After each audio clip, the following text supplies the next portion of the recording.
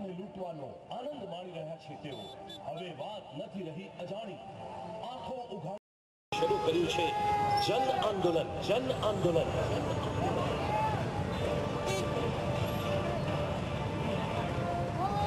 Tata Adani Raheja L&T અને SR ને ₹1 મીટરના ભાવે જમીનો પધરાવી જંત્રીના દરમાં અસહ્ય વધારો કરી તમામ વર્ગની ઘાણી કરી હિસાબ દો જવાબ દો હિસાબ દો જવાબ દો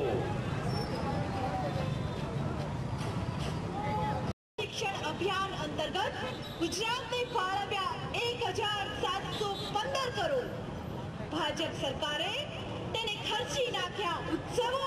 અને સદભાવના મિશન પાછળ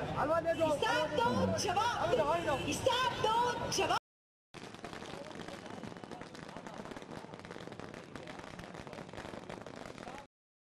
₹1,37,000 સુધી પહોંચી ગયું છે ગુજરાતમાં પ્રત્યેક બાળક ₹23,000 દેવા સાથે જન્મ પ્લાન્ટ થઈ ગયો છે, આટલા મેગાવોટ મળી ગયું છે। આ બધી વાત માત્ર પ્રજાને ગુમરાહ કરવા માટેની છે। સત્ય હકીકત તો એ છે કે ગુજરાત સરકારે પાવર જનરેશન યોજના વાર્ષિક યોજના અને પંચવર્ષીય યોજનામાં નક્કી કર્યું હતું એટલું પણ કર્યું નથી। એ સરકારી આંકડા બોલે છે। પ્રાઇવેટનું વીજ ઉત્પાદન થાય છે અને એમાં પણ માન્યતાઓનું થાય છે, એટલે કોલસામાં પણ ચોરી કરાવવાની,